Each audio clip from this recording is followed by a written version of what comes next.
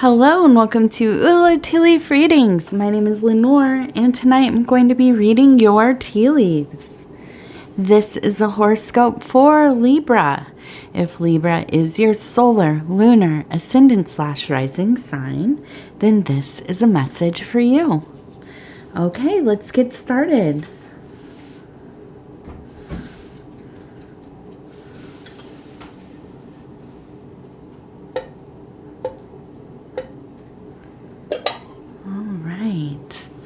Let's see, what do these tea leaves have to say tonight?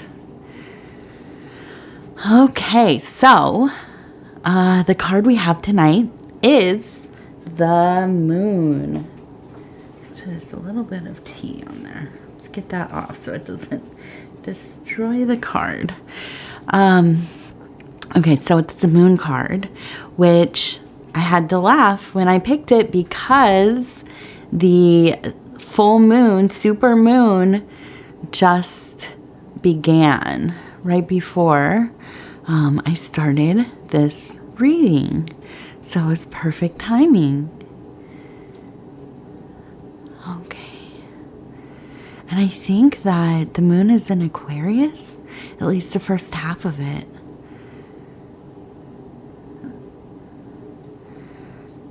So we're going to have some interesting energy. And really, I felt it so much today. I was at the lake with my husband and daughter, and I could just feel the tides kind of shifting there, right? Felt the pull of that big old moon. Okay, so I have a feeling that you have been looking for a sign, and this is it, okay? This is a really interesting, it kind of looks like a pyramid, doesn't it? Let's start at the bottom, okay? So we have, it looks like a person holding fire, okay? So this idea of, the discovery of one's internal flame, of one's power, of the illuminating, life-giving light that kind of exists in all of us. But most, no idea it's there, right? They just go through the motions, just trying to survive each day, which a lot of us are doing, right? Well, some of us, something happens in our lives. We're introduced to some kind of teaching. The circumstances align just right. We maybe meet somebody who is on a spiritual path. We meet a holy person. Maybe they're part of our own family. We have some kind of visitation. Okay, we're in our cyclic progression. If you have any belief in the idea of past lives, karmic work, whatever it is, there's a strong feeling at the base, the foundation of this pyramid, finding that fire, this awakening. And I have a feeling, of course, right? You're here. You know there's something special about you. You know that you see the world maybe a little differently than most of the people that you know. Maybe that's been difficult within your own family, your relationships. Maybe people discount your beliefs. Maybe they say, oh, you're superstitious. Oh, you're on the internet too much. Something like this, whatever it is. You're a conspiracy person, New Ager, whatever. But But you know. You've seen it. You see it in other people. You understand the interconnectedness. You maybe are a healer, a clairvoyant, intuitive, a diviner, somebody who manifests often and with ease.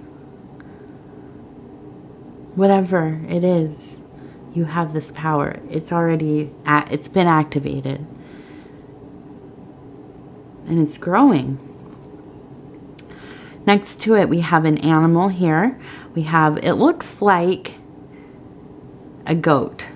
Okay, so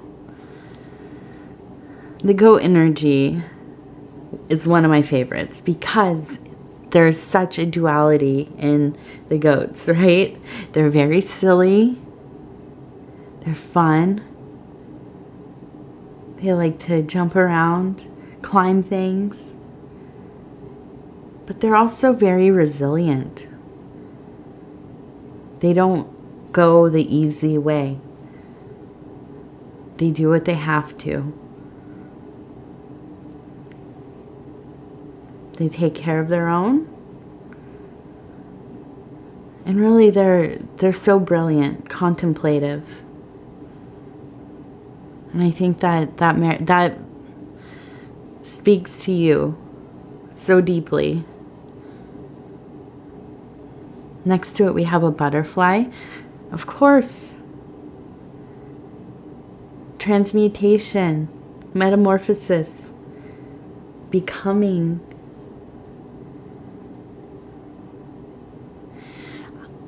This tells me the story that you have found something in yourself. You have that spark, you have that fire. You will do what you must to continue the spiritual path. You are devoted. You're not afraid of the ordeals. And there's a noticeable change in your life. In your being. There's a light emanating from you.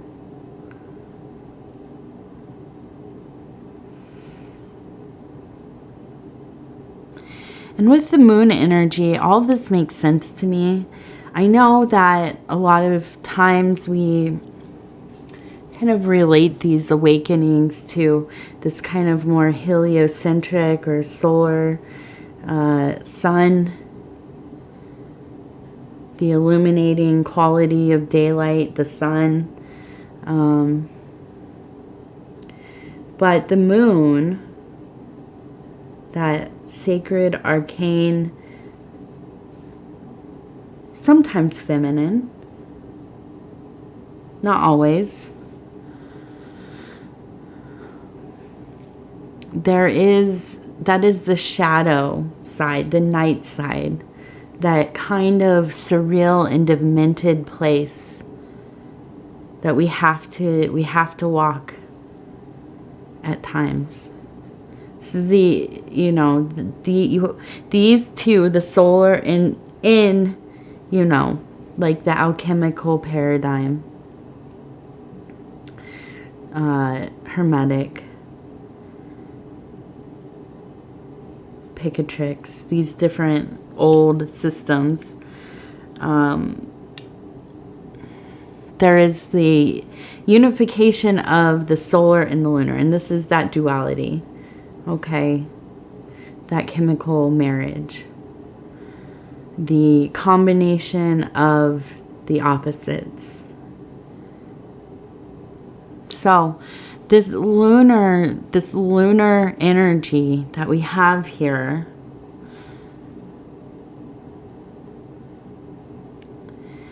to me, it seems like the universe rearranging itself, and it's an opening. It's an opening for you to make significant strides forward in the spiritual work. Now, above this, we have on this next section above these others, we have a monkey. And you can see here's the front paw, the head, and the tail. And this kind of monkey energy, brilliant, a trickster, the loosening of the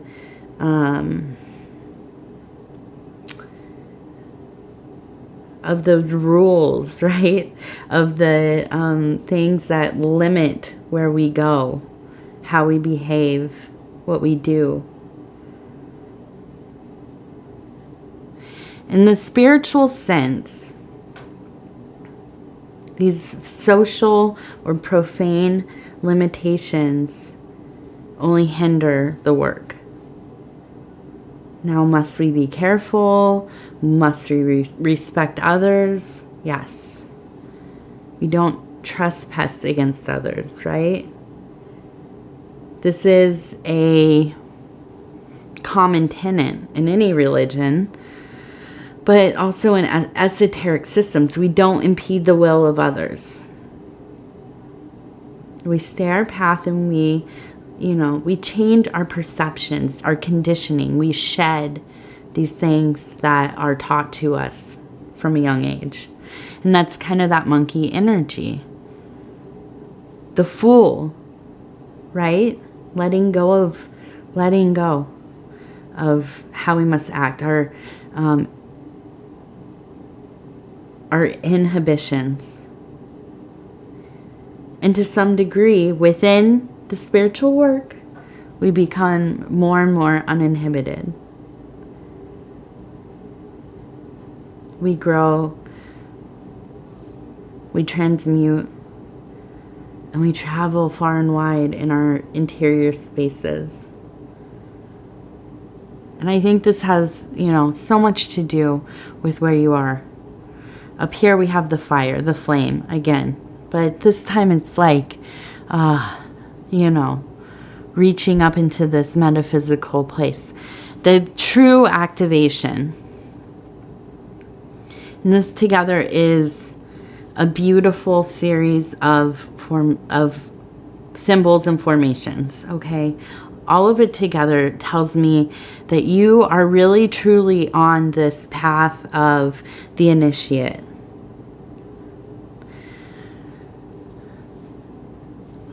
Of the magician, walking into these more shadowy places. You have to go to these places sometimes so we can understand the depth, the depth of things. And oftentimes we have no control over it, because if we don't explore them in kind of a controlled, intentional way, through dream work, meditation, spiritual, research, reading, practice, ritual, whatever, it will pop up in your life. And it's much less controllable through sickness, death, things constantly decaying, falling apart. We can't hide from the shadow. We just don't. The more we repress or suppress these parts, the more control they have later on. So, within the Jungian paradigm, it's all about confronting these things, getting to know them, and integration.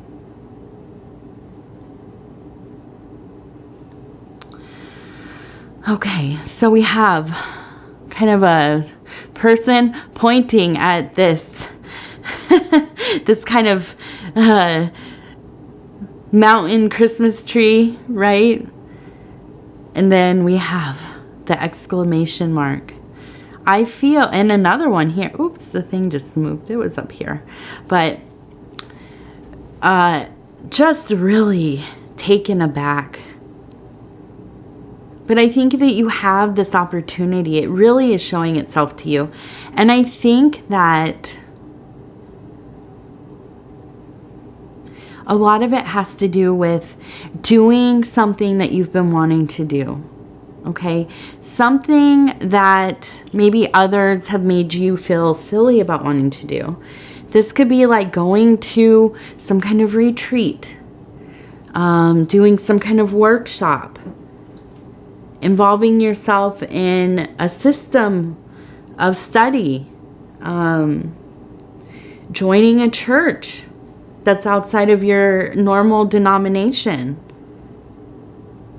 you know,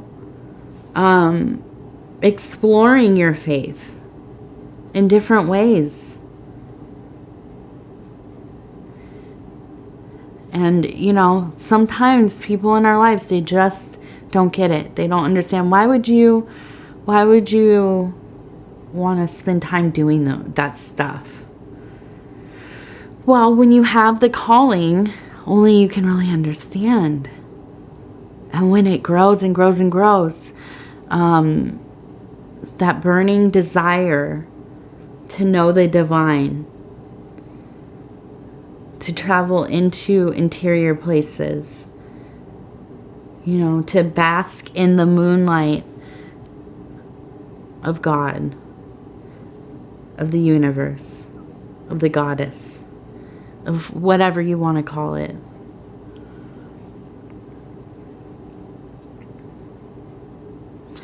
And I think as this opportunity kind of presents itself, it will help you start to feel unstuck, at least spiritually.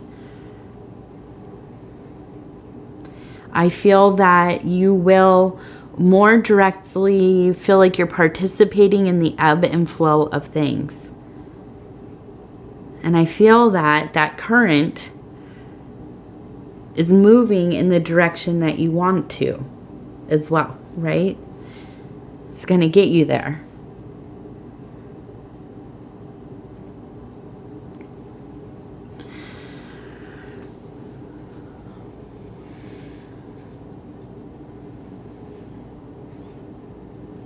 And so here we have a bird.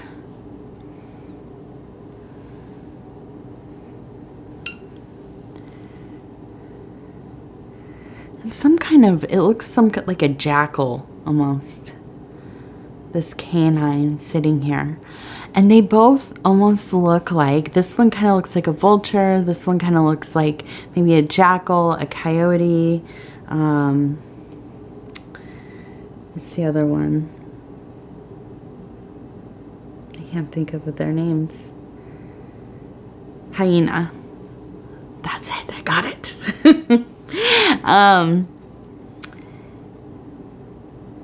And I feel almost like this feeling of waiting and watching. You know, taking your moment. And I feel like there's just a pursuit within you for a deeper pleasure related to life, an enthusiasm and want for No. Come on. Over here, please. Come on. Go on.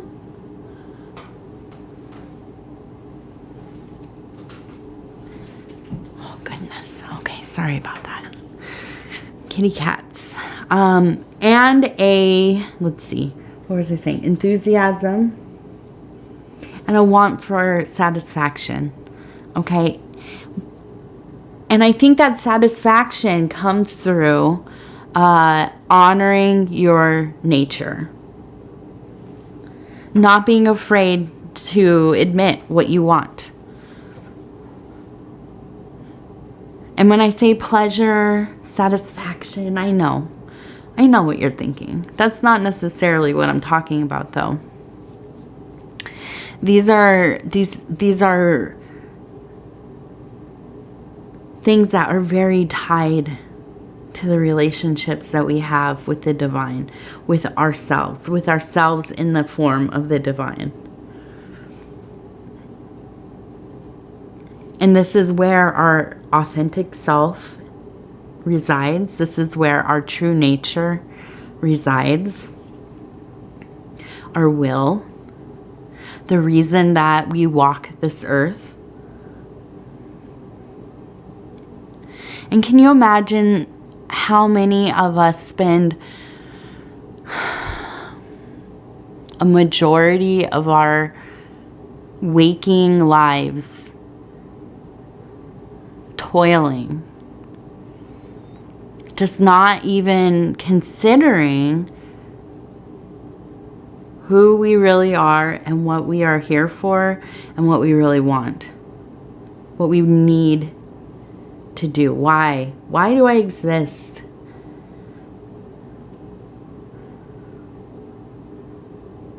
If I could do anything with my time, my energy, if there were no,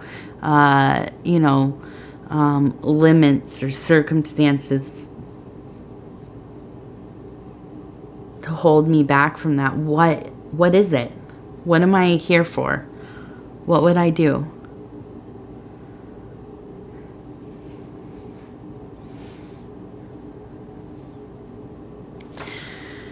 So, sometimes life, it really takes an act of faith for any kind of forward movement. And that's the sign, I think, that you're looking for.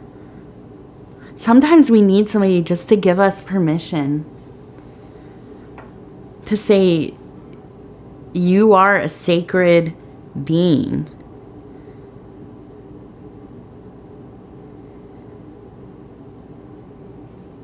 And you need to do what is meaningful to you. It does not matter what other people think of that. It absolutely does not matter.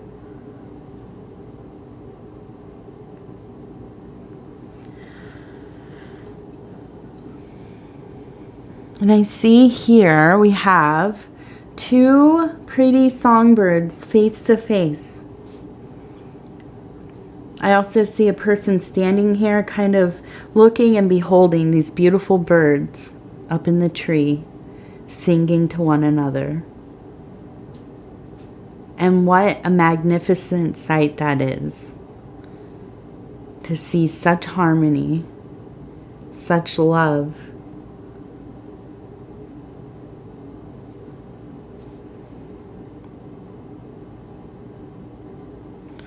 And we can all have that, right? Takes a lot of work. But I think you're on that path. What do they call that? The path to awe, the road to awe, right? Usually I would say people think of this as death, right? It can only be obtained through the release of our corporeal body. For consciousness to leave this broken flesh that we have. But I think there are glimpses of it in our lives. If we look for it, it's in the subtle, it's there. I promise you it's there. I'm maybe one of the grumpiest people you will ever meet. Sometimes one of the saddest people you'll ever meet. But I promise you, I have seen it. And I've felt it. And sometimes it's, one of the few things that keeps me going.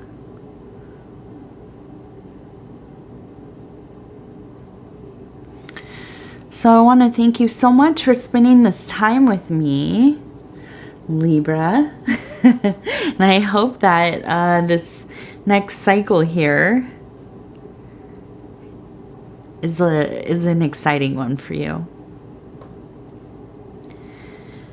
And if you would be so kind as to like the video, it helps get the channel into the algorithm. And we all know the algorithm kind of rules everything. So any kind of engagement is helpful. the liking, watching the video all the way through, watching other readings, your other placements. No.